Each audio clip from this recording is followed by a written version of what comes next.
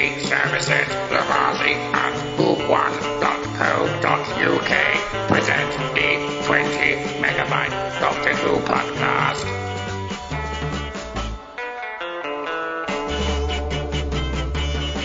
Hello and welcome to the 20 megabyte Doctor Who podcast, episode 554, I think. I'm Adam, and whatever, and here's Debbie Melrose. Time's gone wobbly. I hate it when it does that. And, rather bizarrely, Kirby Bartlett Sloan. It's a kindness. Oh, that would be a good one. Why didn't I think of that one? This is a kindness. Oh, hang on, my volume's up. Yes, this week we haven't got anybody on the show apart from a couple of people. Ben might turn up later on. You never know. If I could have gone for the amount of time that it takes me to drive to the theater. I'd rather you didn't. Okay. Well, oh, you could do. No, you say come on the phone while you're driving to the theatre. What? Hello? Did you say you're going to come on the phone while you're driving to the theatre? Yeah, I'm not going to. Your wife might not like that. Oh, I thought actually I was scoffing at it, but it actually turned out to be quite a good idea. I've done stuff like that before, Kirby. I've recorded at least twice. On the go. Oh, well, I suppose we better get on. Let's see if anybody's saying anything on the live feed. Neil James, good evening. Good evening, Neil. Good Anybody evening. watching? Yes, we have one viewer. All right. Well worth doing it then, isn't it? One is better than none. Got more people on the show presenting it than they're watching it. How many people actually download it? Oh, no, the downloads are an old thing of the past. Nobody. Right then. What? So, meanwhile, this is the girl who waited. So, on the TARDIS, the Doctor's still wearing his sexy long coat. It's not his nice, sexy purple long coat, but he's getting that way. And, I think they're heading for somewhere that you would call a bit of leisure. They're trying to teach her to pronounce it. Apolopecia. Yeah, it sounds like a skin condition. Apolopecia, yeah. Anyway, they arrive not quite where what they expected to see. They arrive in a sort of very, very clean, white, sterile, spacey sort of environment. And there's a door. Well, it looks like a lift door. A lift is an elevator, Kirby. Master. It reminds me of that one where the second Doctor ends up in the fairy tale, the story thing. I forget the name of it. Mind robber. Remember, there's a white section. No, yes, but when you said that the one with, I thought you were talking about Friends. I thought, he really has lost the plot. So the Doctor and Rory, I think Amy decides to go back in the TARDIS to get some different clothes, while Amy and Rory press. Pardon? Master. Oh, she goes back in the TARDIS to get her cell phone so she can put it on Twitter, the pictures. No, she doesn't. She wants to take pictures. He jokes that she wants to put it on Twitter, and she's like, but you said, soaring spires, beautiful sunset, I'm getting my phone. So she goes to get it. Because he's quite derogatory about the Twitter idea. I just finished watching it with Fred, so... Oh, so you know more than I do.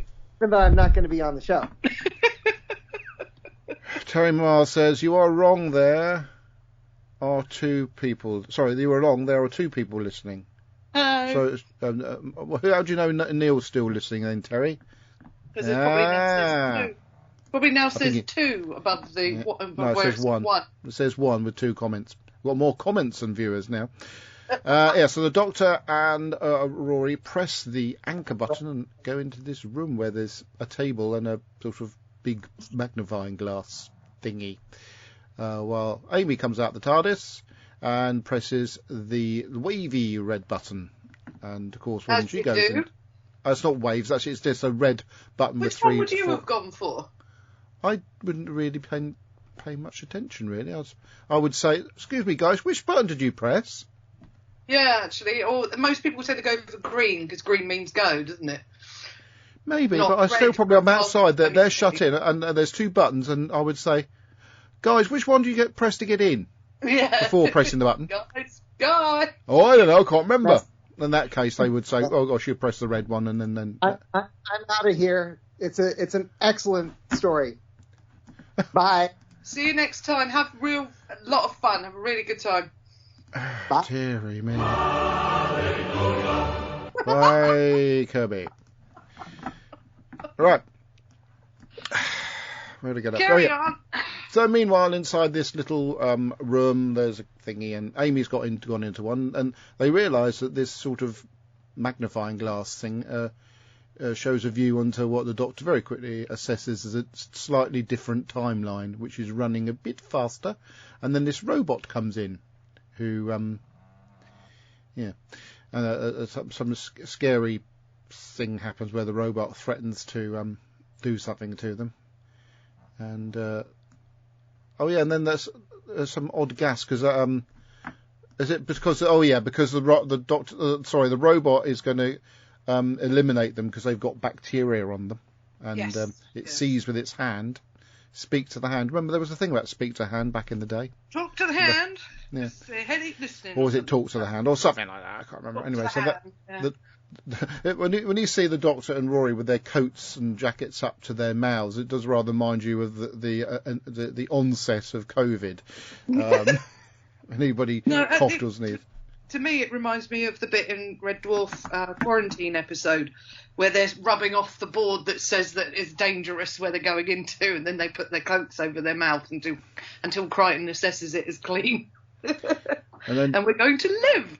Alan T. Butcher says, you are wrong. There are 3 people listening, Terry Miles. Well, actually 2, because Neil James hasn't piped up to say he's still listening. So I'm going to go with 2. There's more. Yeah, there's only 2 of us. There's right only now. 2 watching. So we've equalised. We've got an equal 2 people on the show and 2 people watching, listening, whatever. So the Doctor's a bit worried that this robot thing is going to kill them because they got germs. Amy has suddenly been in the other environment for a couple of weeks, or is it a week or something like that? It's just a week, it's a week.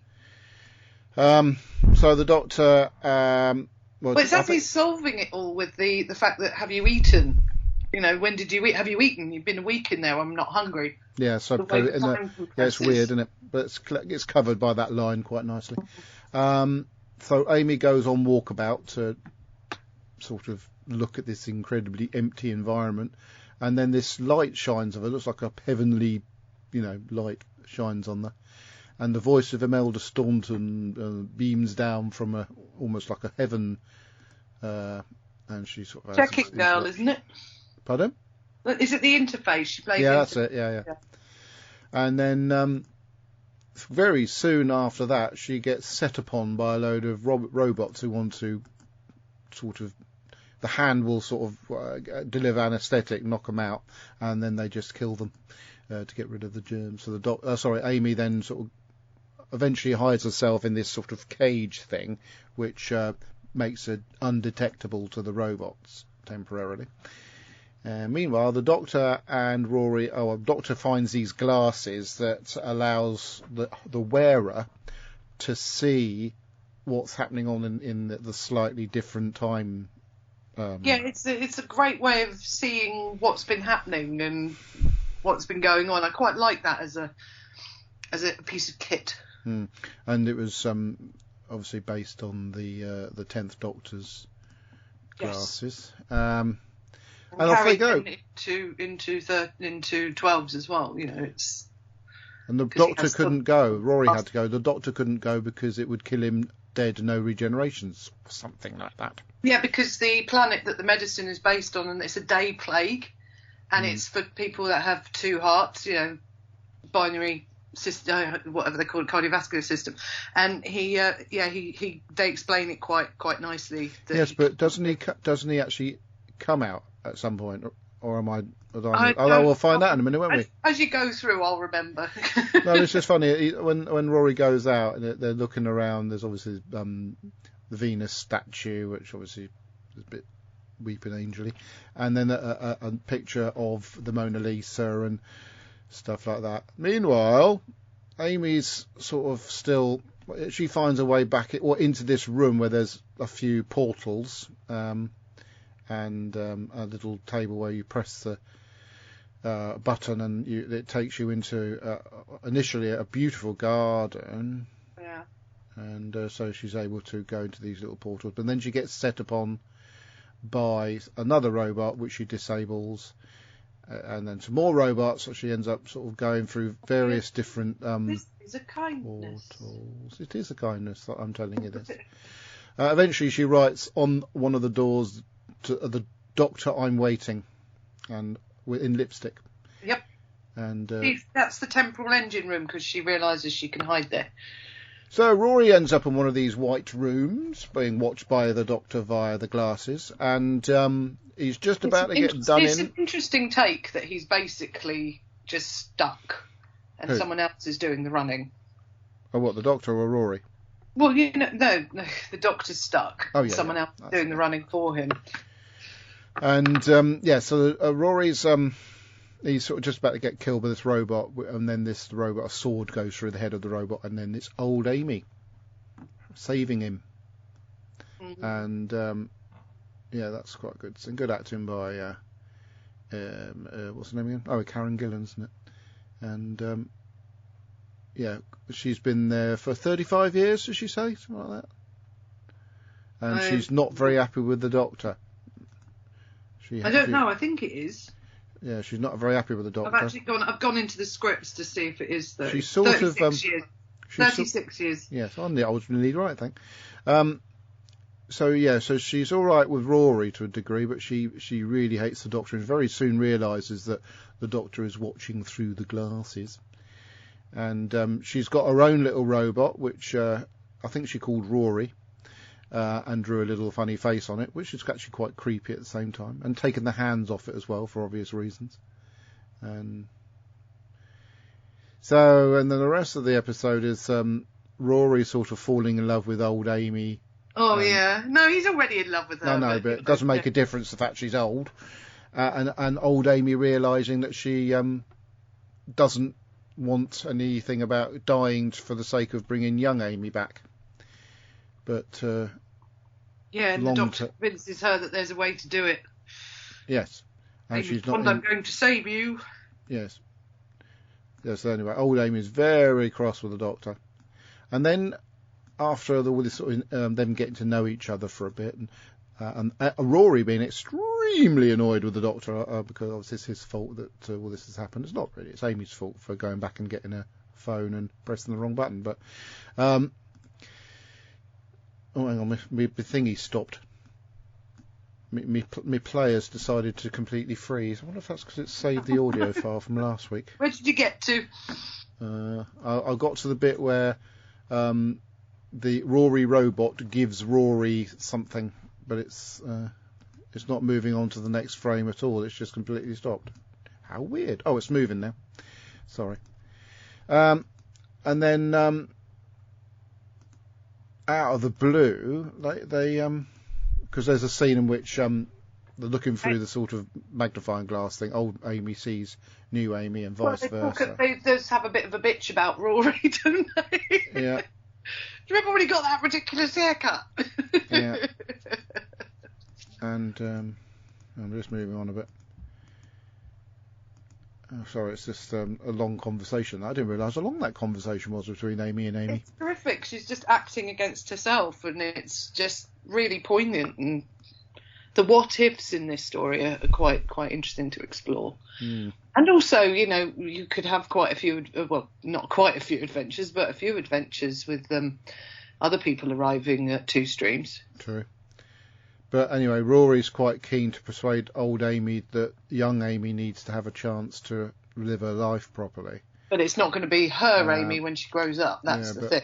Yeah. She will cease to exist, she is. Long term, I'm going to go through, there's quite a lot of sort of to and fro and stuff like that. Long term, they get into a situation where the only thing that can happen is one of them has to be sacrificed for the other. And old Amy sacrifices herself to allow young Amy to get back into the TARDIS and live, etc., etc. It's quite a nice bit where basically Rory says, "Can two Amys live together?" And the Doctor says something. It's your wedding or your marriage. Yeah, it's your marriage. The sort of, I think there's a point in which the Doctor shuts one of them out. He shuts old Amy out. Yeah, and after sort of tricking them a little bit. And then there's a scene of old Amy swinging her sword around, killing robots. and then young Amy gets knocked out, and Rory pushes Mona Lisa over the head of one of the robots just for old time's sake. And then he picks up unconscious young Amy with old sort of Amy looking sort of a bit shocked and sad. And then she makes a run for it. The Doctor shuts her out, and then the Doctor sort of tells Rory that basically what the situation is. Mm-hmm. And there's a sad scene in which Rory's pressed up against the door of the TARDIS, talking to old Amy, vice versa, and locks the door, and off they go, and yeah. What's that? You're just clicking your way through. I'm just hearing. Well, no, I know what happened. I did watch it. Unless you want to add anything else, and of course there's a scene where old Amy says, "Show me home," and there's the Earth, obviously, in a holographic format, and then she gets zapped by one of the robots. I would be surprised that the robots would have detected bacteria on her, because she would have been there so long. I would have thought that all the bacteria would be gone. The last line as well is Amy going, "Where is she?" Yeah. Expecting that old Amy had the right and absolute right to be there. Well, that's how long a synopsis type thing should last, listeners. Really, because that's basically what it is. And like Kirby alluded to, it's a fab episode. Yes, it's not a lot of complicated things going on, so that's why I was able to speed through the synopsis. There's a lot of dialogue and scenes within the characters. When you break it down into the scenes that it was, one-on-one scenes basically, and it's a great story and something different. It's something that hasn't really been done in Doctor Who before or since. That's what makes it a good standalone episode, and I think makes it quite popular with the fans. And of course, Karen Gillan's given the opportunity to shine in it, because it's really her platform. This is about her. This is all her. And it's also it's Karen Gillan's sort of her episode. It's the one episode which is all her performing in and stuff like that. And it's a very good story, a very good episode, and I really like it. I also I do like the occasional modern science fiction story that has nice, clean whiteness in it, which is something that we had a lot of in the 70s. Very reminiscent of the old TARDIS, this set's actually. Yeah, and apparently the new TARDIS, but we'll that's quite spacey. Apparently. More spacey than organic this time, by the looks of it. But anyway, I think it's difficult to elaborate on the fact that I really like this episode. It's nice in some ways where you aren't watching these over and over again in quite close together, because you really get a chance to appreciate them in some ways a second time round. And it's quite interesting that all the episodes that Kirby remembered as being rubbish weren't, and then this one that he remembered being good was good, so that rather implies that most of the series is actually quite good. He already said to us before he left that he absolutely loved this one, so there you go. And it does imply that this is, but a lot of people still class this as the golden age. I think they were calling this, a lot of people class this as a bit where things started to go off a bit. This season so far not for me. I mean, I think it works better, seeing this particular series, because it was broken two halves, wasn't it? But seeing it as a continuous series, it does feel better in some ways. But yeah, as I say, it's difficult to elaborate, and I'll not just say the words, "This is really good." What about you, Deb? Well, I'll say it as well. This is really good. I enjoy the music. I enjoy the pace of it, or rather the double pace of it. The different timelines is explored neatly and quite simply, and I like that, because this is one that Ida followed from the word go, didn't ask many questions, just followed it, understood it, got it. And obviously she's still technically target audience for Doctor Who, really, isn't she?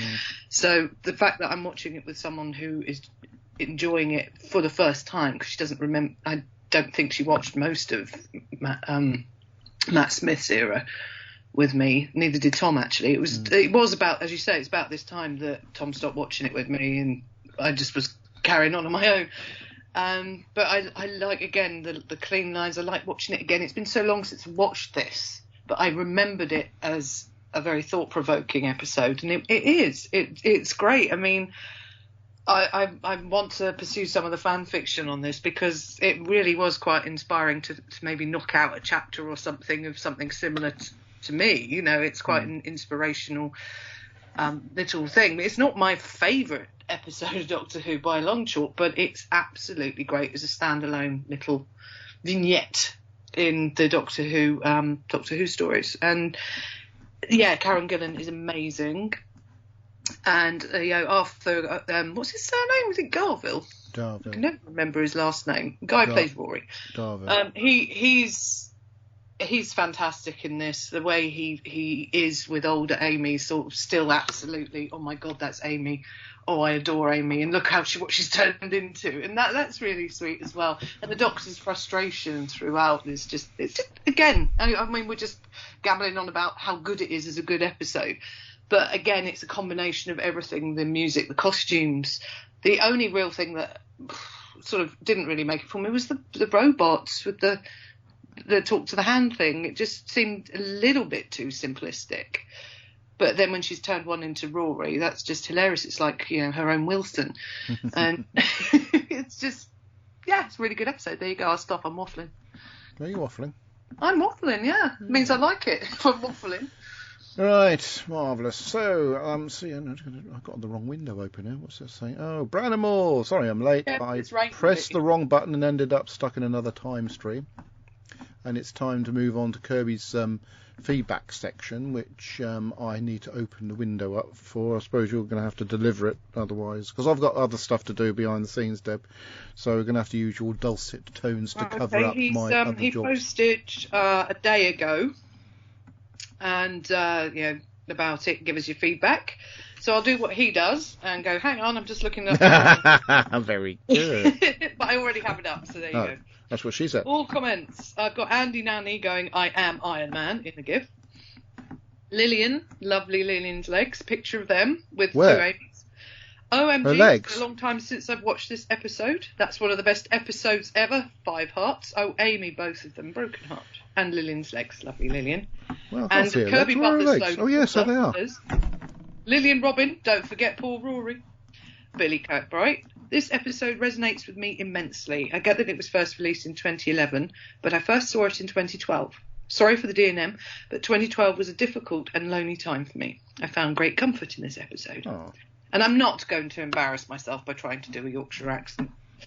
I am from Yorkshire. You should be able to do it then quite easily. No. Oh, God. I'll do it again then. This episode resonates with me immensely. Good. Sound like my dad now. Keep going. Neil James, The Girl Oh. Who Waited. Great episode for Pond fans. Karen Gillan's performance as older Amy is absolutely excellent, and the makeup is wonderful. Rory and the Doctor work well as a duo together, but the robots are very boring. It's a decent enough story, 3 stars out of 5. And Brandon Moore, I Give You Doors, The Girl Who Waited by Tom McRae. This is an interesting one. Karen Gillan is hot. Every single there are 2 week. of her. Every week. She is outstanding in this, although I can't help but see the older Amy as Nebula.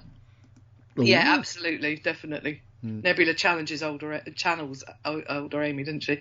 The timeline splintering never quite makes sense to me, but this isn't really a story where the plot matters. This is all about character.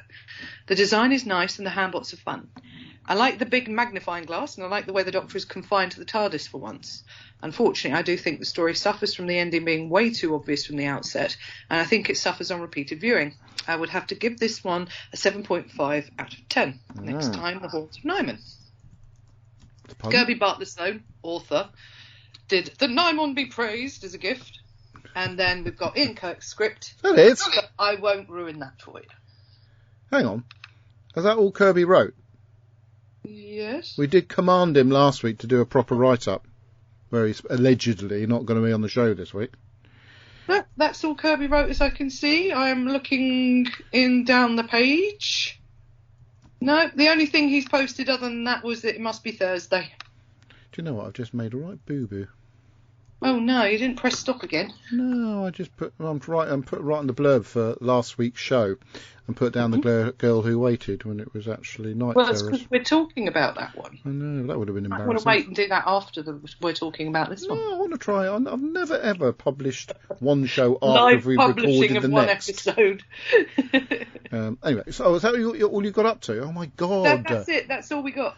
Oh, right. Hang on. I'll find Andy Nunny's audio, and then that should give me enough time to finish sending the show. That'd be a good idea, wouldn't it, Deb? I suppose so. All right. Well, I'm going to do it anyway. Well, good evening, 20 megabytes. Andy Nunny here. It's 6 o'clock on Sunday evening. Just about to go and jump the bath. Just thinking 12 o'clock I'll be getting up to go to work. Depressing thought, isn't it? Anyway, I did my own yesterday and I watched The Girl Who Waited and thoroughly enjoyed it. I do wonder, this has got to be one of the smallest casts ever. I know there's the Peter Capaldi solo. I think there was perhaps one other person in towards the end, so that's 2. But really, there's only a cast of 3 because there was the checkout girl who was not really it was more of an entity, and the various the handbots, I think we called them in the end. Yeah, I think it's certainly the smallest since, for goodness sake, Edge of Destruction. I couldn't think of the name of it that way. Anyway, I thought it was a rather good story because this is really more about the Doctor and it's people understanding how he deals with people. He just treats people not quite like playthings, but he doesn't always consider them properly and doesn't always realise that they have their own feelings, have their own motivations. When Rory actually says to him, "You're turning me into you," and both he and Amy both, seem to turn into hatred of the Doctor, and by the end this is gone. It's quite interesting because the Doctor, he is an alien. He doesn't understand human emotions properly. Is he? And that's what really comes through here. Now, with the 2 Amys, I think there's a few plot holes there. I mean, he said, I can't bring both Amys back. Well, they coexisted together. I'm trying to think, did they actually touch? Because if they did, what happened to the Blinovitch limitation theory? The 2 brigadiers, when they met. And look what happened there. So how come this didn't happen? And also, at what point in time would the older Amys have ceased to exist? As she seemed to be saying that 36 years of her life would vanish. At what point in time would that happen? And because the bits like that make no sense. And I just wonder though, why didn't she try and get the planet? I mean, she was quite clever, and she really worked herself up, built herself a little bolt hole in there. I like the robot called Rory. It looked rather sad when the real Rory turned up. I think it's interesting that did the robot Rory understand what was going on there? And the disarming bit that was quite funny. That was, yes. But this is showing Amy to be certainly a lot cleverer than perhaps everyone took account of. Yeah, she certainly managed to work out all these things. But why didn't she work out to get herself off the planet then? That's one thing that did come home to me. But I think it shows us very much a fearsome character in the fact she was able to stand up and fight for herself, and at the end though just accepting it could not be. When she saw Rory looking at, you want to call the real Amy in a way. But realising, yes, that's how much he loved her, and how, she couldn't. I think she realised herself that she couldn't go with the Doctor. She knew enough about that. But all in all, I think very strong performances by the 3 characters because they had to drive it for themselves, given the fact there was nobody else with them. And also, the Doctor, in a way, was in the backfield because it was more about Amy and Rory and how they were working through and how they brought the relationship together. So, that point of view, yeah, I thought it was a really good episode. Thoroughly enjoyed it. And today's tip, make sure the board you get is good and stable and level, because that way you make sure that you get everything done properly, and you also don't run the risk of dropping a hot iron into your lap. Until next time then, be seeing you. Thank you, young Nunny.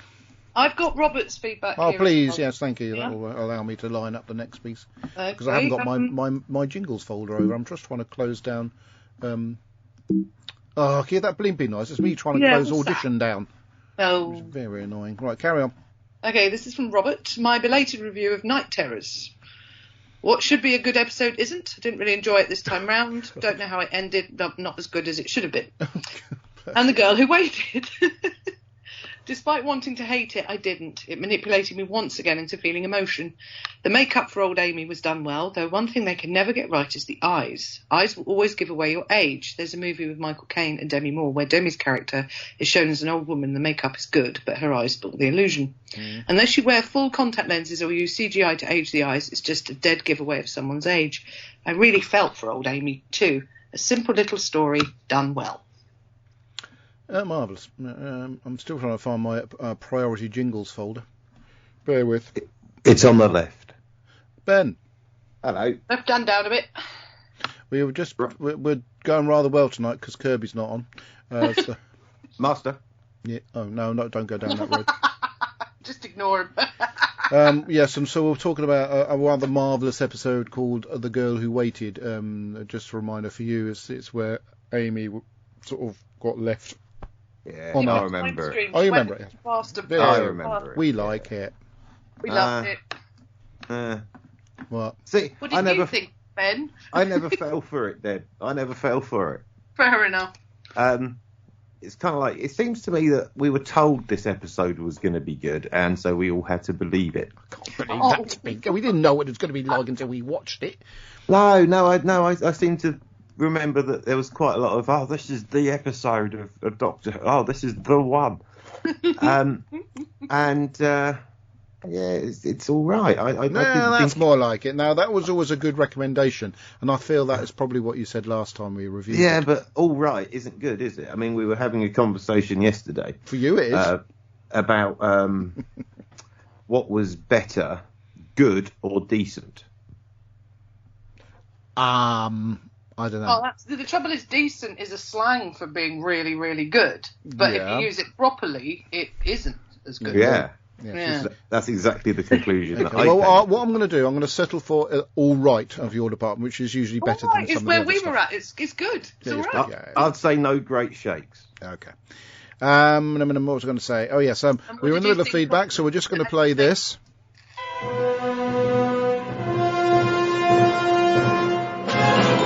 Hello, 20 Megabyte Podcast. This is Ian Kirk. That's Ian Kirk, everyone. Hi, Ian. The Girl Who Waited by Tom McRae. Amy has met herself before.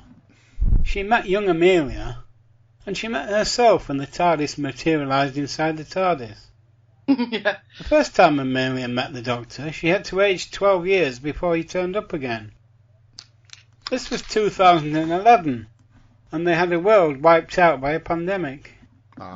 Very good. The Doctor warns Amy about the handbots, but in the end he abandons her older self to them when he finds out he cannot have two Amys in the TARDIS.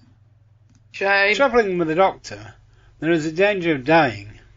Then there is the danger of living 36 years on your own, and then dying. Well, it wasn't quite on her own. She had Oh robots. my, they killed Amy. Hey, robot. Bye for now. Thank you, Ian, the legend that is. Ian, I suppose that's his full name. Occasionally we do contractually have to say his full name. Okay, Well, there's some more on the live stream. There's some more on the live stream. Did we get anything else from Robert, or anything from anybody else who should have provided some because they couldn't be bothered to be on the show this week? Random says, sorry I'm late, I pressed the wrong button and Excuse ended me, up stuck Debbie, in the other time Debbie, stream.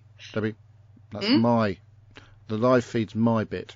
I thought that was what you normally gave Mary, and then I look No, after she it. does. Nobody has the live feed bits apart from me, unless I'm busy trying to publish last week's show. Which is what you were doing. I've done it now. It's up. You should. Those are the rules, Debbie, unless the rules change unexpectedly and you're not told about them. No, Oh, yeah, those okay, are the yeah, that's usually rules. how it works. The rules.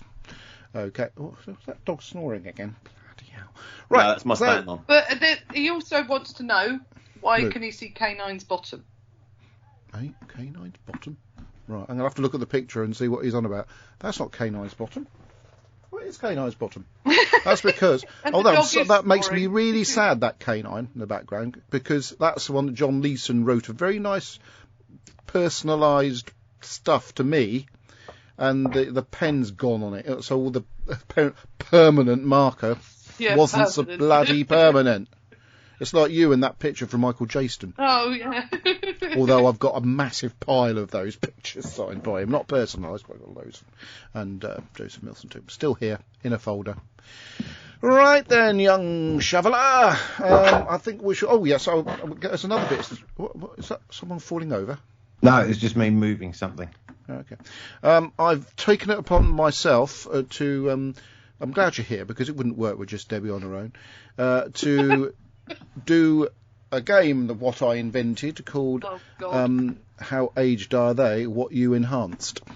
That's actually enhanced. But I'm doing the opposite to enhancing it because obviously I haven't got the appropriate introduction bits. What you created. Well, how about we don't play it then? Because there's not many of us. How dare you! This is prepping. I've never done. Well, I have used to do prepping on the show. Used to a long time ago, but I've done it, so I'd be ashamed not to make the most of it. How a start day. I can find that. Hold on. Yeah, but that. Okay, go on then. Hold on one sec. It's just in this folder here. What was it called? How aged are they? Oh God, we haven't heard this for ages. I've got a backup tune if you can't find it. Ben's made a song. Ben's made a song. Here's the backup tune. Wow. Can you hear it? No, I can't hear anything apart from you. I'll play the backup tune again. You probably can't hear that though, can you? I can't hear anything. Can't hear anything, but I've got a vibration on my phone. Right, Terry Miles. There's some feedback. Debbie. How did I do it before? While Ben's trying to find the thing, Terry Miles has actually sent some feedback in for you to... I've now got you playing out of that. Alliterate. Is that the right word? For you to alliterate? If it is, I'm going to give myself a ding. Oh, where's my bell? There it is. Utterate, iterate, literate. Alliterate. I like alliterate. That doesn't sound right. Okay. Send it to me, I will. I've got my messenger open and everything. I'm sending it to you. What's the matter with you people? Just walk it round. Walk it round, Adam. Hang on. There we go. Hang on, You have it via an electronic medium. While Ben tries to find the appropriate theme tune for... no, I found it. It's just... You can't play it. For some reason... Hold on, let me... You should send this to me. I could put it in my priority jingles folder and then I could play it like this. What do I need to do? Working. Well, I need to either put it on a different... Shall I carry on? Yes, carry on, yes. Okay. Right, yes. This is the one that Rory finds himself stuck between two Amy's. Does Rory wish... Lucky Rory! Sorry. We have a planet on lockdown due to COVID-19. Sorry, Chen 7. All the people are placed in different timelines as Chen 7. This is a one-day plague. One day, and you're dead. The doctor has taught Amy well as she is able to stay out of the handbot's grasp for 38 years. Linda says being stuck in a garden for 38 years is heaven. Amy is an excellent swordswoman, taking out any of the handbots that annoy her. There is always a small problem with the Doctor's solutions to things. This one is that the Amys would cause a time paradox if they were both to enter the TARDIS. All in all, a good story. Next week, who brought a Minotaur into the hotel? Or is it the God Complex? Stay safe, everybody. Linda and Terry Miles. Is that it? Yeah. Good. Right, I hope I can get this to work properly. I've just knocked something. Hang on, I'm just going to get the thing. Hope it didn't land on the dog. No, the dog's back there by the door. But remember that the chair fell down and landed on Magic. She's in exactly the right spot for that to happen. But unfortunately, I have fear that if it landed on her, it would kill her. She's like a bag of bones. Right, I'm just going to put some. I can't remember how I did this last time in regards to. I'm gonna put this in. I should play some lift music at this point. How about the gallery music? We want to go. We want to go. Oh, thank you, Ben. Can you hear that? Yes, I can. We got it. Indie rock disco radio. All that takes is changing it from one computer to another computer via my you network just cut in it the off. schedule. Oh, we're going to go for it proper now, are we? Oh, you want to do it now, do you? Yeah. Yeah. Okay. Have you got anyone ready, though? What do you mean, anyone? What are you on about? How aged are they? Yes, I've got it already. Oh, God.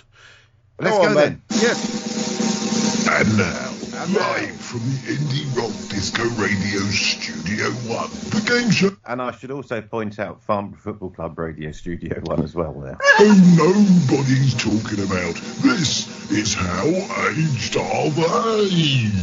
How aged are they? Oh, no. How aged are they? Who cares? How aged are they? That's what the game's about. What game? How aged are they? Stupid How game. aged are Don't they? care. How aged are they? Get ready to find out.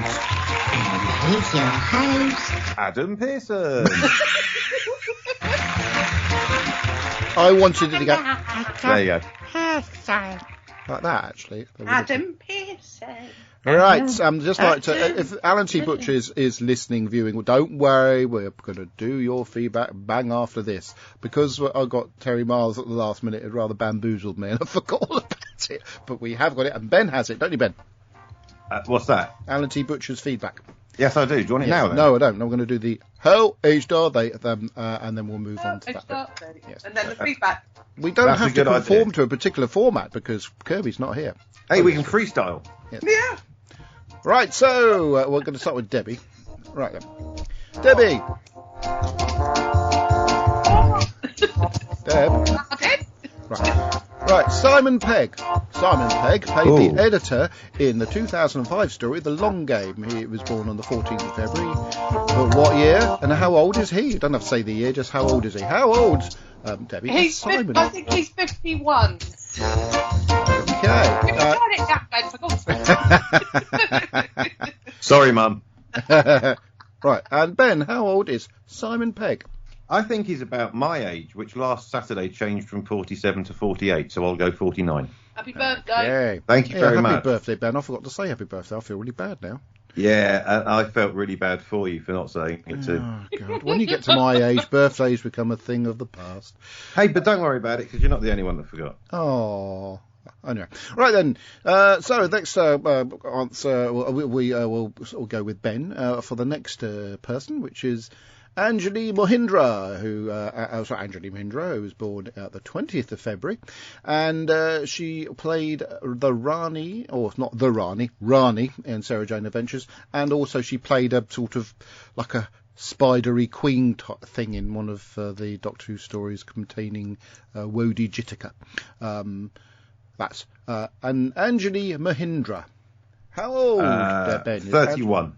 And how old, what's the name, Deb, isn't it? How old, Deb, is Anjali Mohindra? 32. God say, well, I'm pretty sure we banished these sort of... She's a youngling. She is a youngin'. Yes, but we banished these sort of rules, but they mind. All right, well, then I'll go 33 then. Okay. No, I think you've got to go at least 15 years above. And finally, we have Sunila Vishta, who was born on the 11th of February. She played a vampire in the 2010 Doctor Who stories, The Vampires of Venice. And how old, Debbie, is Sunila? They were all quite young, weren't they? 30? Okay. Ben, how old is Sunila? I'll go 34. Okay. So, I'm going to have to do some toting up. We've got a little bit of other theme in relation to On This Day, which is the 11th of February as we record. The Moonbase, Episode 1, premiered on BBC One in 1967 at 5:50 p.m. GMT, watched by 8.10 million viewers. I remember it well. There was only 3 channels at the time, so there wasn't... Yeah. Anyway, the TARDIS lands on the moon in 2070 and Jamie is injured during a spacewalk. The travellers are treated with suspicion, as per usual. It's Doctor Who at the Weather Control Moon Base where a plague has struck. It's great. That's a quite good story, that one. And... the Invasion of Time Part 2 premiered on BBC One in 1978 at 6:24 GMT, watched by 11.4 million viewers. That's a big jump. There we go. So that's On This Day in Doctor Who. And we can now move on to a next part of the show. Benjamin Shoveler, who will now dictate Alan T. Butcher's feedback while I work out what the scores are. I will do that after I've had a nice big swig of my Coca-Cola Zero. Oh, I just hit something. I've got Dr. Pepper. That's good. Right. If I don't get a crate of Coca-Cola Zero sugar. Yeah, because they're listening and thinking, wow, if we give Ben a crate of that, he'll sell it for us. Hold on, I'll do it again for them. That's good. That's their new slogan. Amy insists on a probe, or old people are grumpy and bitter. Dear 20 megabyters, The Girl Who Waited is, of course, a closely studied contemplation of the concept of choice. There is exposition of the stages between simple and apparently minimal choices and the profound and intensely complex choices that may develop in consequence. The context of a deep and consequential human relationship is used to illustrate and deconstruct the dilemmas and confusion that form a real part of life events. Breathe. I don't need to. I'm an ex-broadcaster. I can talk for literally hours without breathing. I'm like a fish. Ask the what? No.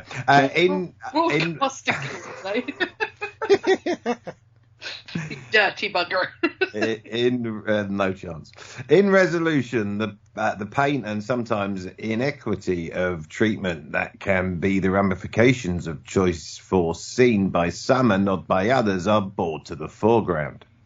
It should be noted that some might say I'll leave it for the this week. Doctor is unfair and dishonest in this story. In fact, Doctor Who is a Debbie. Fantasy science fiction TV You show. thought for a moment there you were saying Doctor Who was a Debbie. Well, Doctor Who was a Debbie. It was a Jodie, wasn't it? Yes, and he was very good. Doctor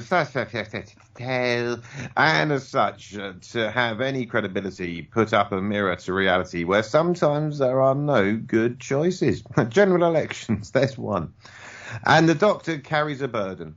You might consider Rory here a man of choice in an old Rolls Royce, but in the end, unavoidably, it's a shame the way you mess around with my heart. It's a shame the way you... whatever. We also learn that white robots are primarily white background, always produce a good story. Sorry, in a primarily white background, always produce a good story. It's just cheap to buy white paint. It's that simple. All in all, The Girl Who Waited is a thought-provoking and difficult storyline which serves to stretch the show and challenge the TARDIS team. Luckily, this TARDIS team is thoroughly up to the job of representing such challenging circumstances. Doctor... Challenging. Chandling, eh? Chandling. If you really want to know what happened there, just highlight it. My tongue got caught in my fucking horrible denture. Tell you what, I'll take it out and read the rest. You won't understand a word of it. No. A horrible visual image. Mental image, in fact, not a visual one. With essentially no guest cast, uncomplicated sets are... and by splitting the key characters in various ways during the narrative, this episode must have solved a lot of production problems on their other stories. I can't say F's, by the way. so don't put any F's in if I have to read without my teeth in. The substitution of imagination resources... The substitution of imagination for resources, there you go, I can do it again now, is a core feature. Oh, there's a double F there. Oh, I couldn't have done that one either. That would have come out as... The substitution of imagination for resources is a core feature of shows. But at home comes out of the substitution of imagination for resources as a core feature of the shares, which we should not be surprised to find so well exemplified during this golden age of the programme. Yeah. The story is perhaps half an hour too short, as who would not want to spend more time with a couple of Amy's at the same time? Next up, Doctor Who and the Return of the Nimnion. Or, obviously, Michael Grade was in the Doctor's room. Those are my thoughts. The Counsellor.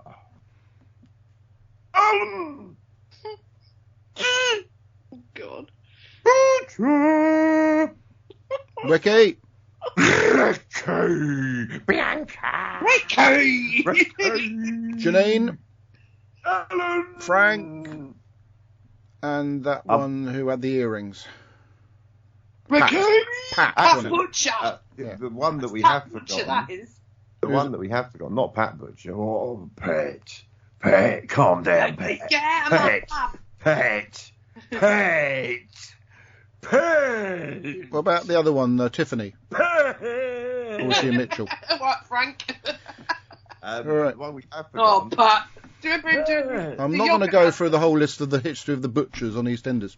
No, but the one we have forgotten that we shouldn't forget, she's lovely, was the one played by Sophie. Oh, God, she was a friend of mine for a while. I've forgotten her name now. Oh, dear. Maybe we should move on. She played Diane Butcher, she played anyway. Sophie Lawrence. Oh, yes, I remember Sophie. I hadn't remembered her until you mentioned her, but yes, I remember her now. Yes. Right, okay. Now we can move on to the next part of the show. Pretty sure. What was I going to mention? There was something else I was going to talk about. You were going to mention. Oh, yes, sponsors. I'm not going to do the sponsors in the way that we've done in the past, because it's quite important to announce that both of our sponsors, that's Lavazzi and Who Won, have agreed to renew sponsorship for 2023. So thank you, sponsors. Thank you, sponsors. We'll continue to push Thank you you, as hard as we can. sponsors. You're brilliant. We love you all. And we can now move on to the next part of the show. Oh, hang on. Hold on, Adam. Can What? I just make a suggestion before we move on too far? I need to make notes. No. No. What it is right. And this is just, I don't know, might just be the 20 years of broadcasting in me coming out here. What you've just done there is you've said, thank you to the sponsors. They're brilliant. Fantastic. They've re-signed. And then you didn't mention them. I mentioned them in the blooming thing. Isabella, did I not say Who Won and Lavazzi? Did I? Oh, for God's sake. Right then, anyway, so before we move on to the next part of the show, it's the results of How Aged Are They? This is what you've all been waiting for, everybody. Theme music. Are you ready? Hold on. Theme music ready. Oh, no, let's Sorry. just have the short one. Where's the short one? Just talk amongst yourselves, ladies and gentlemen. Where's the theme? That's all we need. Bung that on there and then go. Are they? How aged are they? How aged are they? That's what the game's about. Oh, yeah. How aged are they? How aged are they? How aged are they? Get ready to find out. And here's your host for the second part of How Aged Are They? Adam Patricia Pearson. Stop smiling about that one, thank you very much. Right then, so the first name up on the thing, who was Simon Pegg. Apparently he's been in some ice cream films, and he also played the editor. Ice cream film. He was in Space, which is one of the best TV shows ever. Yes, I said that, listeners, to wind up Isabella, who's the biggest fan of the Cornetto. Is it Cornetto? The Cornetto trilogy. It's wonderful. Yes. She's the biggest fan. That's what to wind her up. Anyway, Simon Pegg, who, before he did all that stuff, played the editor in The Long Game, and also Scotty in Star Trek. And he was born on the 14th of February, 1970, making him 52. Debbie said he was 52. Ben said he was 49. So no points for Debbie. Isn't there special noise for somebody that gets it spot on?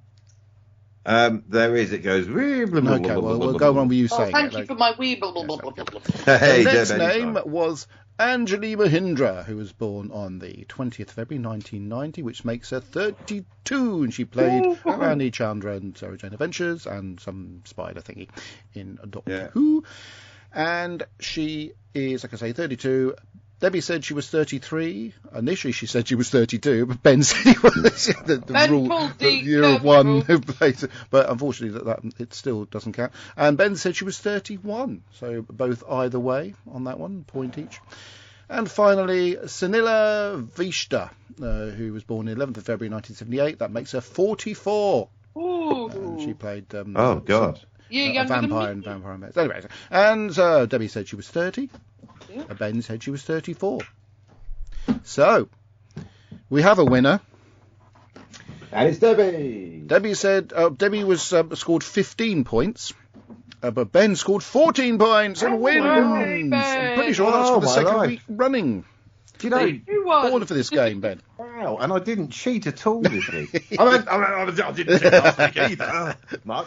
But I wasn't here last week, so I could. But wow, I'd just like to thank my my mum and dad for letting me be here. This is the best podcast ever, with the best quiz on the best podcast ever. You're the best crowd who's ever assembled at any awards show, and I love you all. Thank you very much indeed for my Brit for best female artist. Thank you. Right, we'll move on to the next part of the show, which is what we watched this week, starring Isabella Pearson, who's now going to take the seat and tell us in her A-level student way. A-level student way, yeah. Isabella Pearson, tell us what you watched this week, 'cause we want to know what you've been looking at on the telly box, or the Instagram, or sometimes even Netflix. I mean, to be honest, most of these films that I watched aren't on, like, any streaming website or anything. It's mostly either in, like, Cineworld, or I use my illegal websites. The podcast does not condone this sort of activity, by the way. Rude. Isabella Pearson, tell us what you watched on all of the illegal streaming sites that you just admitted to, and if you'd like to send me the links, I can watch some. Yeah, I've got many websites, so in case one of them fails. Yes, privately. Digging a hole. Digging a hole. But yeah, no, I do nothing illegal. You've been watching, and don't tell us how you've been watching. Yeah, that's the idea, because the thing is, what can happen is people will turn up at your daddy's house and arrest him. Yeah. So exactly what have you been watching and what on? Right, I've watched like... I've watched quite a few things actually this week. I mean, first thing I watched before, because I didn't do last week, remember, I watched Puss in Boots 2. I haven't seen it yet, don't spoil it. Right. I want to see that too, desperately. Out of, like, all, like, the movies I've watched, that was definitely my favourite. Like, it was just so good, like, so unbelievably good. It, like, completely raised my expectations, and DreamWorks DreamWorks smashes it every time. Like, next was, I know a film that you guys probably will not know, is When You Finish Saving the World. And that was, like, a comedy drama film with, of course, Stranger Things, Finn Wolfhard, and Julianne Moore. And it was a very interesting concept, and it definitely tried to reach more to the younger generation, and it was very clear in the elements of it, but it was still, I'd say, quite good, actually. I enjoyed it, I think, maybe because it was aimed for my age. Next up, well, Dad saw this with me, The Whale, with Brendan Fraser. Right, I loved this film. Oh, good. I thought you said you didn't like it. I never said I didn't like it. I didn't like how... The one thing I didn't like about it, though, was their portrayal of obesity, basically.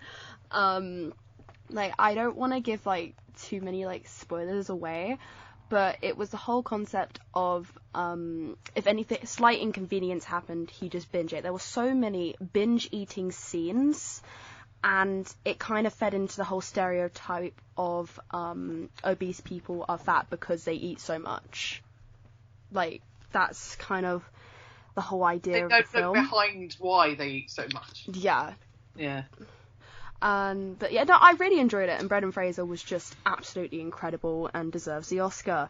Anyways, the last film, I actually watched this film today.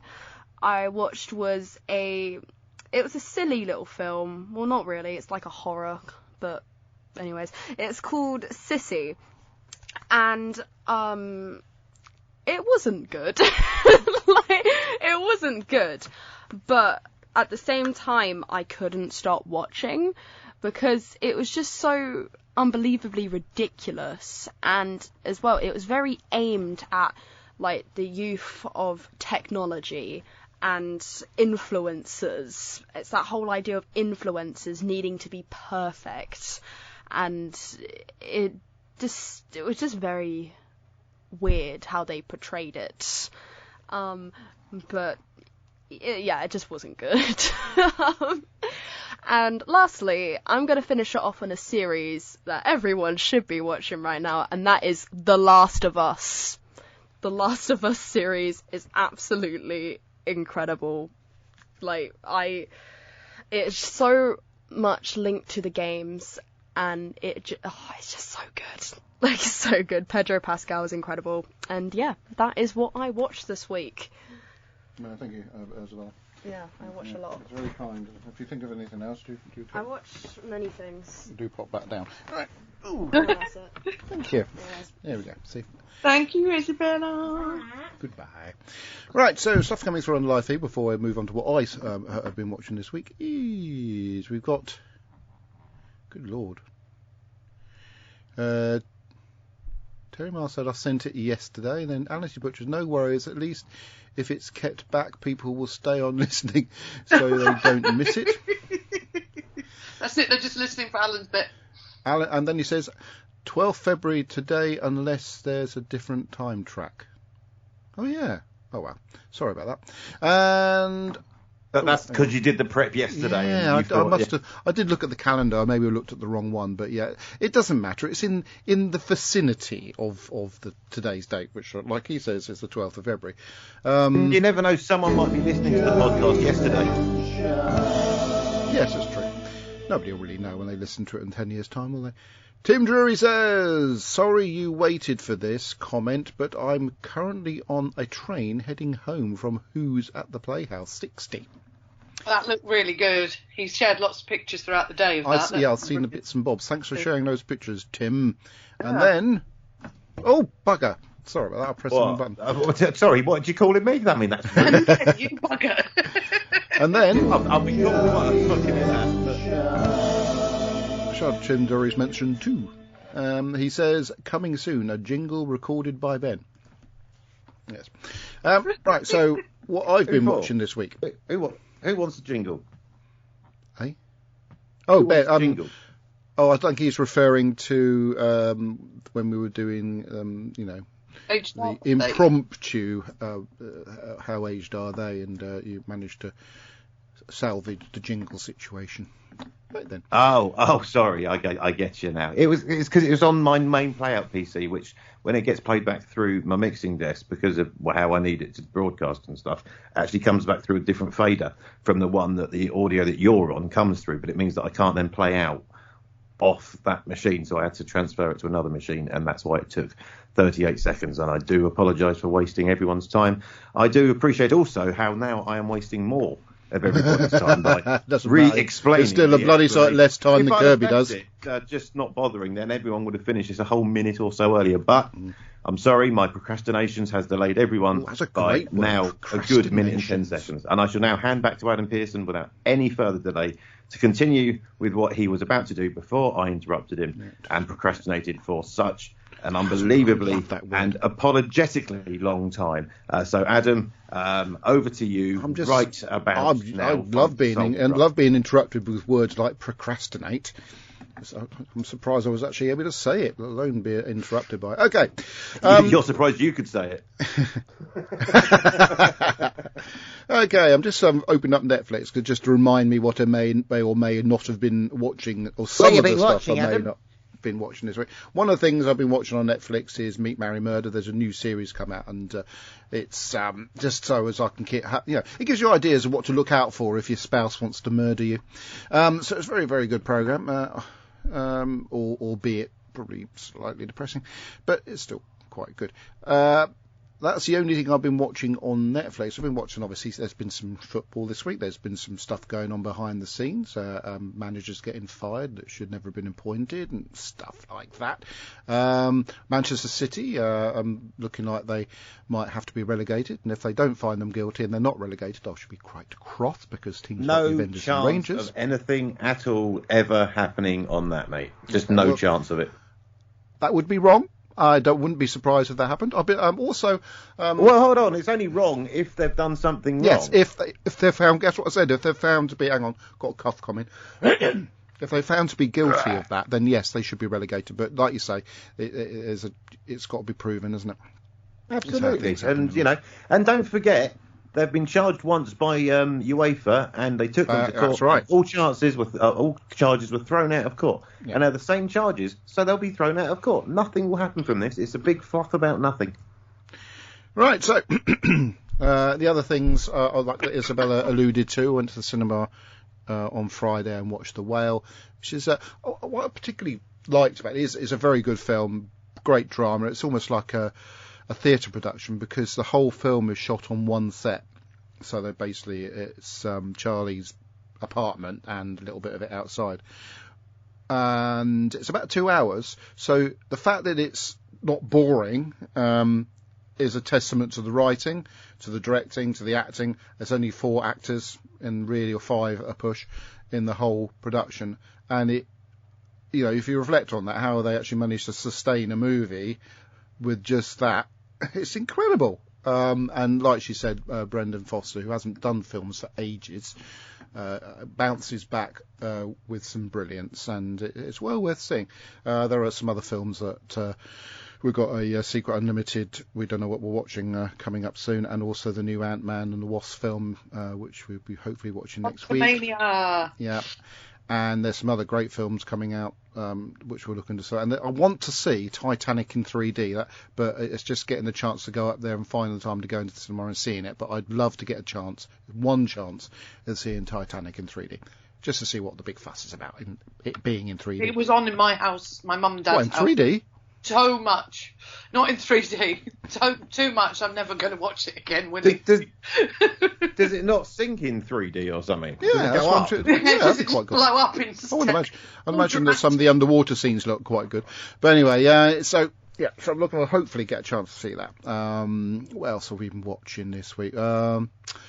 There's a new series of Clarkson's Farm, which we've been waiting ages for. I haven't got around to that yet. We thought, well, let's watch the first episode and end up watching the first 3 episodes. The only reason we didn't continue to the 4th is because Deb fell asleep, because what I did, I turned the fire on, and if you turn the fire on, Deb falls asleep, and she did. She's not feeling particularly well at the moment, but she only missed the last 5 minutes of episode 3. I told her to rewatch it. Surely that's something you don't want to rush through, though. No, but it's so good. That's got to be a 1 episode at a time thing. Otherwise, it's just been and gone, and it's just wasted. I do agree. Good. But it is so good. I think you guys are watching something different to what I did, but I don't get on with Clarkson as a presenter. It's not just about him, though. He's good, but it's all about the people he works with that are in the episode. It's just an ensemble of normal people, which is fab. I absolutely love it. So do I. It's brilliant. Yeah, got to watch the second series. It's really good, so far anyway. And the next thing we went back to watching was Richard Hammond's car building program on Discovery. Oh, that's really good as well. Yes, yeah. So I've watched the first couple of episodes of series 2 of that. So what else have we been watching? Just the usual stuff, really. Apprentice, which I love. You either love it. It's a bit Marmite-y, isn't it? But I love it. What else have we been watching? So of course, Death in Paradise. We're spending longer on this bit than we are on reviewing the actual Doctor Who episode. Don't care. Yeah, but there's a reason for that, Deb, because it's what we're talking about now. It's probably better than. Yeah, and it's new. Death in Paradise and The Masked Singer.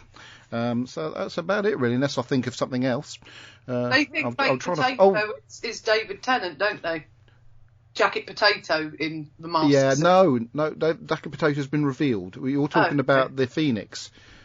Oh, okay. Jacket Potato was the guitarist from a band called Bon Jovi. Oh, yeah, Bon Jovi. Yeah. Richie Sambora. That's the one. And the other one was the other. Oh, no spoilers. Richie Sambora was on Jacket Potato. The Masked Potato. Yeah. And some woman from Glee was the jellyfish. She was, I can't remember her name now. They are. It's a good show. Very easy, very really simple. But very, it really is. And of course, the Brits. We watched the Brits yesterday. You're joking. Did nobody watch the rugby? Only, I may add, because there was bugger all else on. The rugby was good. The what? Rugby yesterday was top notch. I didn't realise that was on. Yeah, Scotland v Wales. It was brilliant. Was that on at the same time as the Brits? No, it was on. For God's sake, Debbie.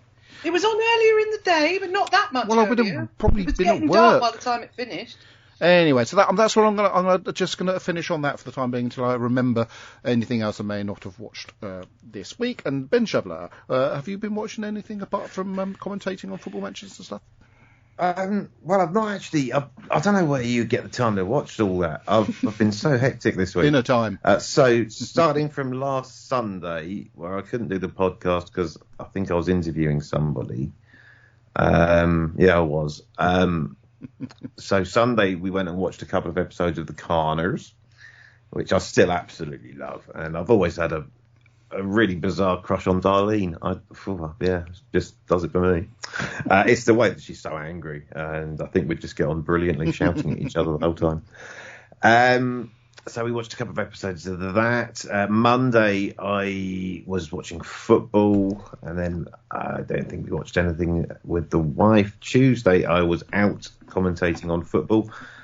Farnborough v Portchester. Farnborough 8, Portchester 0. That was a good match to commentate on. Wednesday night, watched Man United v Leeds 2-2. Not so great.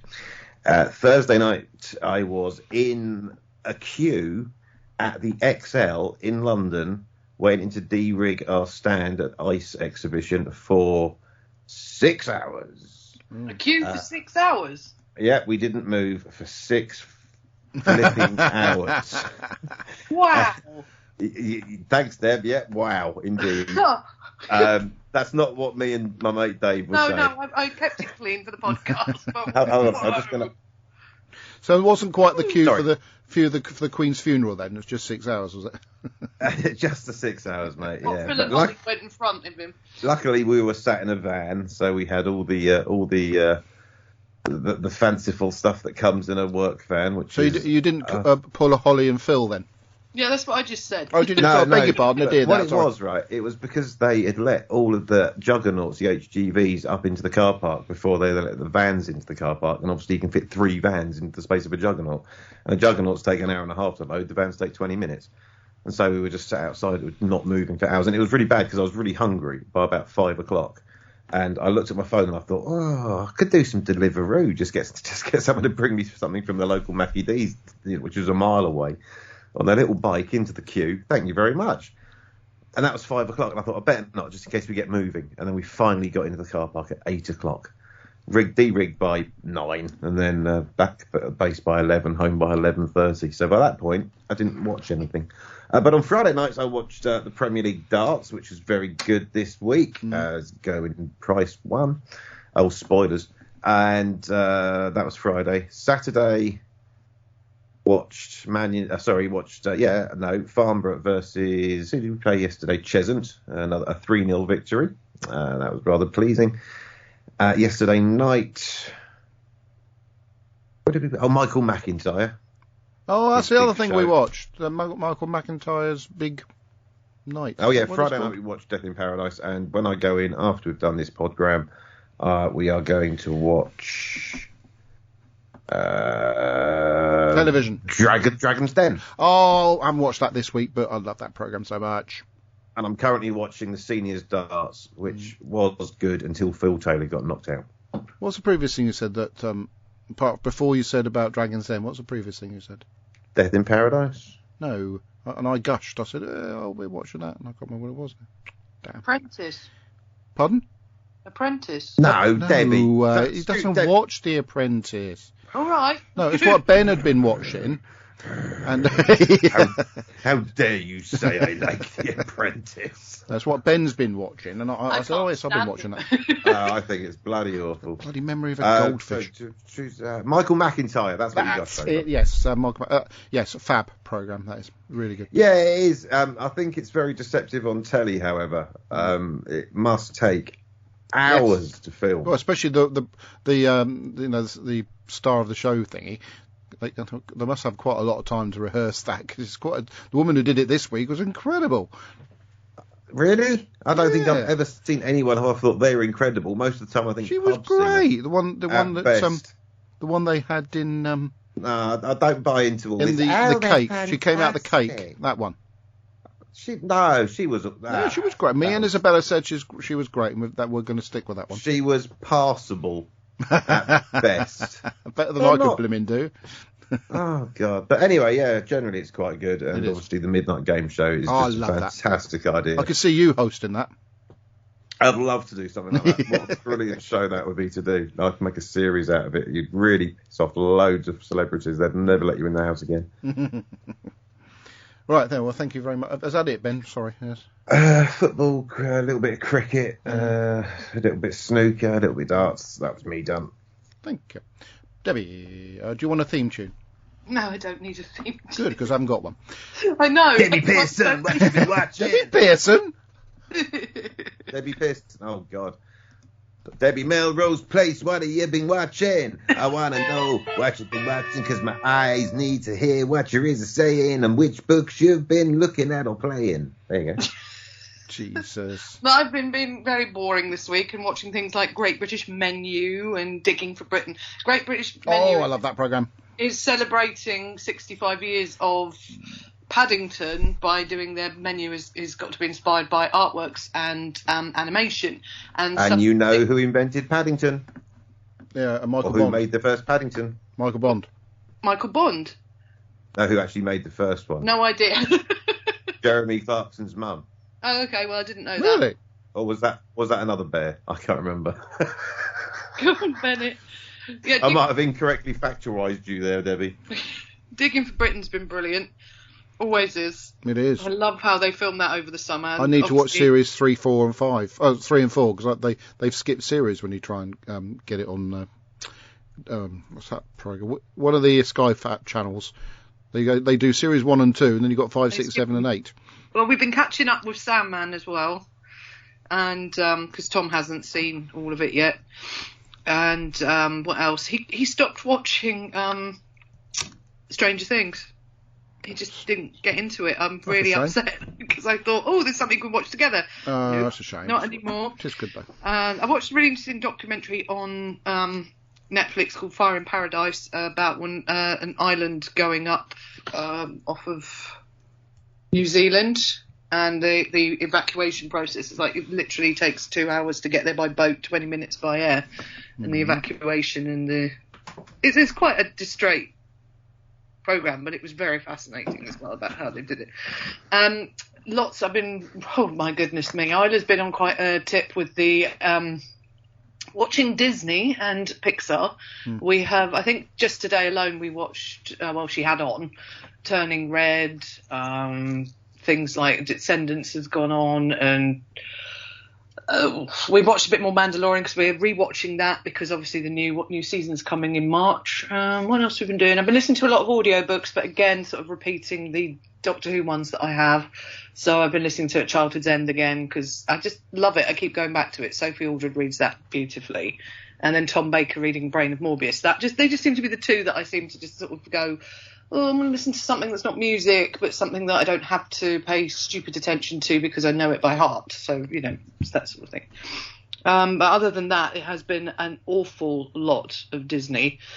And, interspaced with lessons for Isla. But she's got half term this week, so I'm going to try and get her into a couple of more grown-up series. I think she's ready for Stranger Things.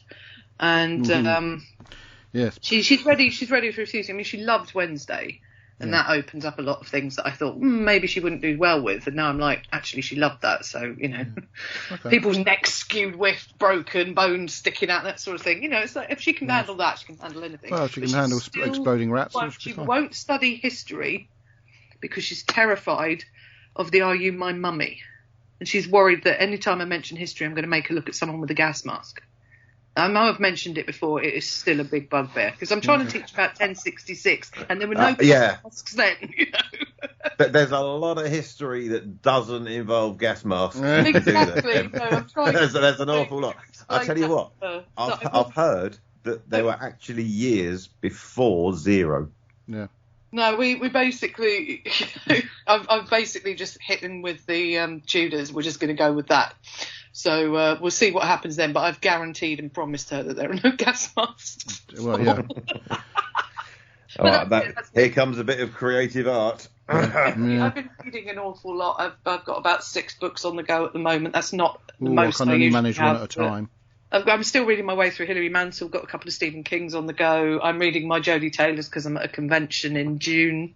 So hopefully meet her, and I'm looking for any good recommendations for Jasper Ford because I don't know any of his works and I'm not sure I'm going to be into his stuff. So if anybody's got any recommendations, that would be great because I'm going to be meeting him in June.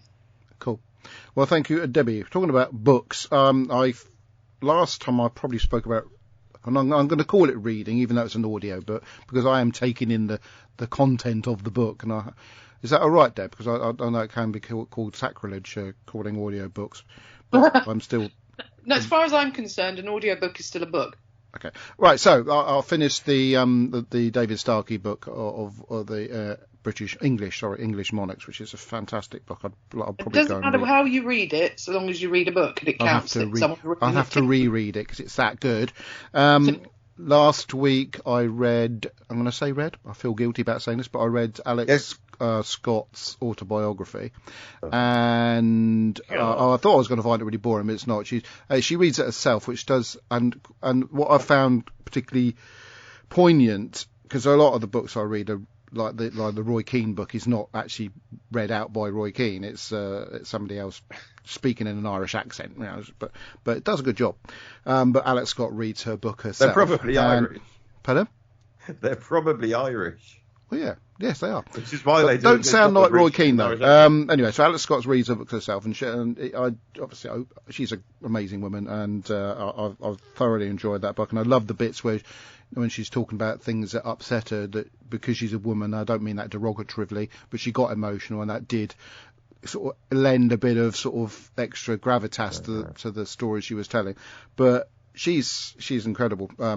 It's an incredible book, incredible woman, and she's gone up in my estimations for the fact that what she's achieved in her life, whether it be sports or whether it be in a current career. And I know you don't like her, Ben, but she has got a degree. I do. And she went to university while she was playing football to get the degree she's got in media. And yes, she's had some doors open. That doesn't make her a good presenter. I'm not saying it does or doesn't, but I still think she's an amazing woman.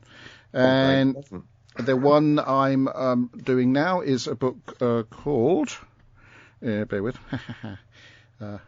Ian Wright, A Life in Football, my autobiography. Who's that by? A chap called Ian Wright. I love Wrighty. I didn't like him when he was scoring goals against us when he was playing.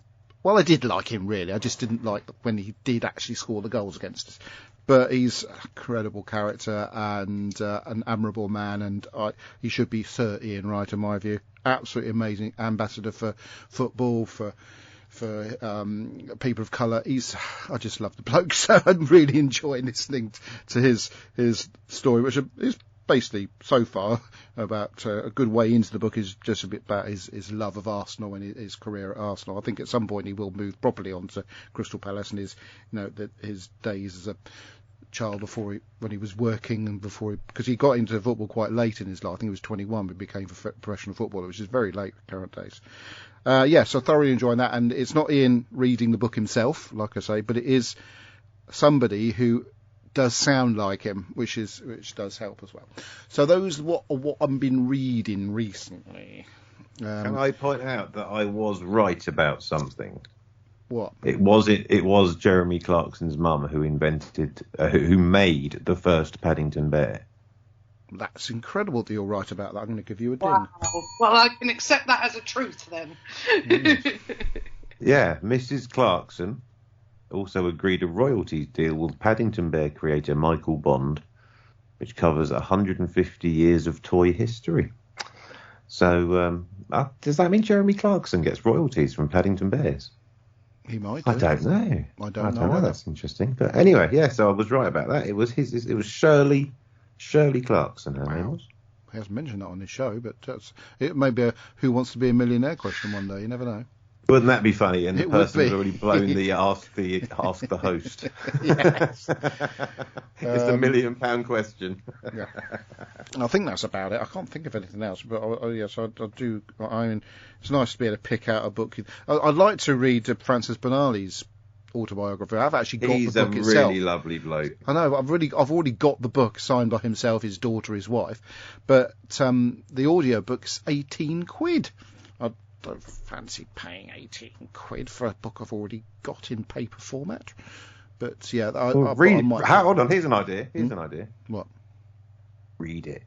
Yeah. Well, if I'm going around the shop when I at work, which is when I do listen to the book, how am I supposed to do that? I'll just. I think they might spot me reading the book while I'm working. Yeah. You're just sitting there. So what you've got to do then is you've got to do it subtly. So if you're like stacking shelves, you put it on the shelf. And every time you bob up and down to put a bag of crisps down or whatever, you read a couple of lines, then go down, get a bag of crisps. How do I get the page open in the next right spot? And don't be so silly. Right then. Because that means you can then listen to the Indie Rock Disco Radio whilst you're reading the book and working. Brilliant way of getting a plug in. I'm impressed. Thank you very much. Okay, right. So next week there won't be a show. Well, there will be. What the hell? Why not? What's going on? Because there's a Starlight show that I'm filming during the day, so I will not be doing. Also, there'll be a show I'm filming the previous day called The White Strollers Panto, so I'll be busy editing. The following week, the 26th of February, there is a slight possibility that I might be able to go back to podcasting. We have a FantasyCon meeting the day before, but other than that, it looks quite open for the rest of the proceedings for quite a while. And when we do come back, we'll be talking about a story called it's about the hotel. What's it called, Deb? I can't remember what it's called. I don't know. Everybody's called it something different. Hang on. Let's see if Doctor Who and the Hotel. Doctor Who and the weird hotel with the rooms that have nightmares in. Doctor Who and the Travelodge from Exley. No. I'm just waiting. Anybody still watch? There's 3 people watching on the live feed. Hopefully at some point, one of those listeners, viewers, whatever you want to call them, will come up with the title of next week's Doctor Who story. Not next week, the next one after that. Finding it now. Ba-ba-da-ba-dum. Doctor Who series. What series is it? Series 6. Is it? Series 6. The next one is the God Complex. The God Complex, that's the one. That's the one that David Walliams is in. And it came out, Terry Miles came up with the God Complex just the same time you did that. Well, Terry. Yeah. Terry beat me. So, that's next time, 2 weeks time. I'm sure there was something else I was doing.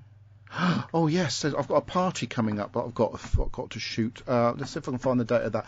Kirby's not here, but anybody who wants to watch the live feed will probably want to know that on the 12th of March I can't do the show, because what will be happening is I'm going to have to pop out of work and do this filming and go back to work again, which will take me up to 6 p.m. at work, and then I'll have to have my dinner, and by then it'll be too late to do the podcast. And you'll be so way there won't be anything crankier than normal, so you know. Yeah, the 12th of March, but after that, until even the day of Heroes Con, I'll be able to. Are you going to Heroes Con, Deb?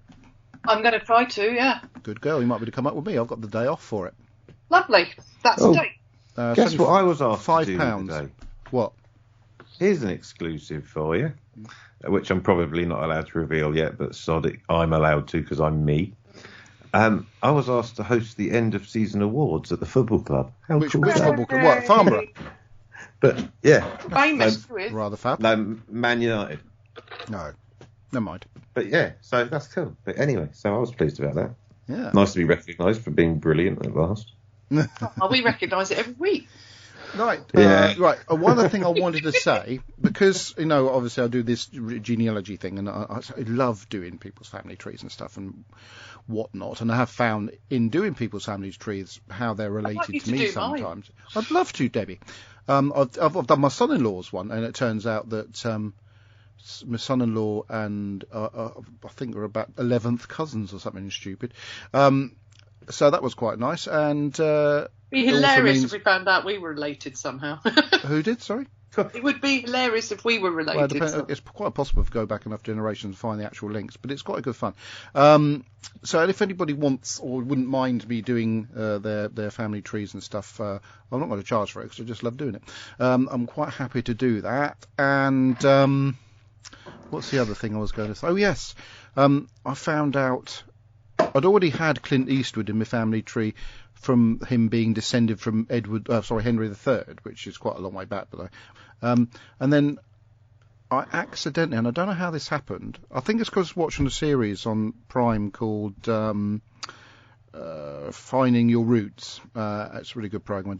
A bit like Who Do You Think You Are? They do this chap sort of finds out. Oh, I thought it was about the bloke who invented reggae sauce. No. Anyway. Oh, that was Finding Levi Roots. Obviously, they had this. They were talking about someone who then, this is your cousin. It was Clint Eastwood, and I thought, well, I already knew this person was on my list of relatives, and then they were tracing their family tree back to this chap called Captain John Hall, who's one of my who's like a first cousin 11 times removed. I can't remember what it was. Anyway, it turns out that Clint Eastwood, who I thought was my 19th cousin, is my 11th cousin, which is considerably closer than 19th. And Glenn Close. Not to get a restraining order. And Glenn Close. And that's always down my mother's side for some reason that all these things seem to be occurring. But it is good fun, genealogy. It's also finding when you find an ancestor that has a story that is been documented within either Ancestry or online, and there's quite a few of those. And even my wife's ancestor, her grandmother married a bloke who was involved in a sort of murder on the Isle of Wight somewhere, just at the beginning of World War One, and the story is fascinating. And that's not that long ago, not related to me, obviously, but the fact that there's a story there I find quite fascinating. It brings things to life. When you find things in the history books, like my great-grandfather, whose name was John Hall, it's a different John Hall, by the way, whose name was John Hall, when you see the dates, when it says he was born in 1861 and his dad married his mum in 1863, and then find that he wasn't actually the biological father of this chap, this William Hall, and then you look into it a bit deeper and find that she was knocked up by this Irish bloke on the farm who's actually lodging at the next farm, and that explains why there's so many Edie's in my DNA thingy. Oh, hold on a minute, that's me phone, I'll be back. You've been saved by your phone. That's just an example of the interesting stories you can find from doing a little bit of dabbling in family history. But anyway, just so I say, I did sort of elaborate on that, but it is quite interesting, isn't it, Deb? It is very interesting. Oh, brilliant attempt at fat sounding on. No, it is. It is. Anyway, so that's what we're going to do. It'll be the Heroes Con in a few weeks' time. Looking forward to that. We're hoping to go to Portsmouth Comic Con. I'm getting a phone call from a chap from Portsmouth Comic Con in regards to the podcast, so he might want to come on and talk about it. We might have to keep Fantasy Con a bit hush, because he might not like the fact that I'm sort of talking about going up there and not. We can't set up a promo there because it's a 2-day event and we could only go on the Sunday, but. I just don't know how he might take the fact that I run a convention myself, But you'll see how it goes. But I'm expecting a call from him, hoping to go to Portsmouth Comic Con just to sort of have a local con. There's one in Southampton coming up very soon, apparently. Yeah, that comes very quietly, and then everyone goes, "You coming over?" I'm like, "Over to what?" What, the Southampton one? Yeah, the Southampton one. Oh. Are you going to it? No, because I never remember it's on until somebody texts me the day of and goes, "Are you coming?" I'm like, "Coming to what?" Okay. Well, that's about it then. Done rather well, really. It's only an hour and 40, so that's pretty good going. Kirby will expect this show to be an hour shorter than it actually is, but at least we were able to talk about stuff and not get interrupted and stuff. Ooh, I've got a vibration on my phone. That's me giving you some family. Oh, good girl. How far? If you can get it, actually put my own date of birth on what there, I should have said, Debbie, if you can get it back to 1920, that's where I can start clawing into the I've got you back. Censuses. I've given you my grandparents, so that should get you back to about there. Okay, we'll give it a go. So it'll probably end up with me asking you questions and stuff. My father is 75 this year, so that was easier to get his birth year. Okay. Good fun. So, did I say we're on next week? Yeah, we're on next week. On next week, you said you're busy, so we'll see you the week after. Oh yeah, I'm not on. Oh, we are. No, I'm not on next week. Not on next week. We are the week after. Yeah, that's right. So, thanks everybody. Thank you for listening, watching, taking part in the show. Sorry about the bits I forgot to mention. I'll try and remember next time. Goodbye. Goodbye. Ricky.